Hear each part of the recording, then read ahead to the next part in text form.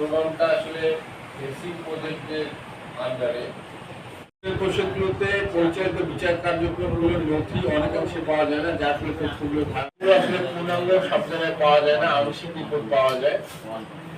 আর হচ্ছে পারিবারিক ওয়েবসাইটের মাধ্যমে সংক্ষেপে যদি আমাদের এখানে পারিবারিক সহিংসতা বেশি রিপোর্ট হয়েছে, যৌতুক সংক্রান্ত ঘটনা গাইবান্ধায় বেশি। কেন হচ্ছে সেই কারণগুলো ফাইন্ড আউট করে যদি সমাধানের জায়গাটা আপনি না আসেন, তাহলে আমরা বর্তমান মৌসুমে শুধু জমি জমা আপনারা জানেন জমি জমা সংক্রান্তে যখন আপনি সঠিক জায়গায় হাত দিবেন তখন বলবেন বর্তমান মৌসুমে শুধু জমি জমা আপনারা জানেন জমি জমা সংক্রান্তে যখন আপনি সঠিক জায়গায় হাত দিবেন তখন বলবেন।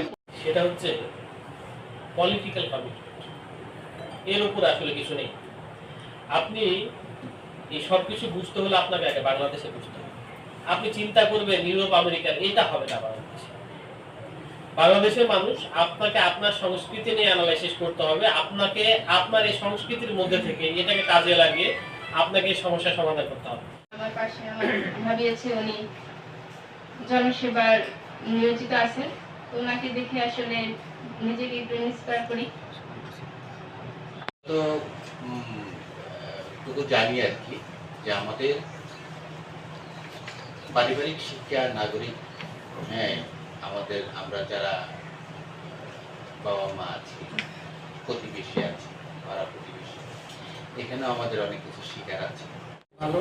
তারপরে আমাদের গণমাধ্যম কর্মী ব্যক্তিত্ব আছেন, আমাদের তথ্য আপা আছেন। তো আমরা সবাই মিলে এই মেসেজগুলা শুধুমাত্র প্রশাসনের উচ্চ পর্যায়ের ব্যক্তিবর্গের কাছে যদি আমরা সঠিক সময়ে সঠিকভাবে তথ্যবহুলভাবে পৌঁছে দিতে পারি, আমার মনে হয় না যে এখানে রেসপন্স হবে না। এই নিয়ে আমরা কাজ করে থাকি। তো এখন যেহেতু জানলাম, আমরা তথ্যগুলো সব জায়গায় আমরা প্রচার করব। এখন আমরা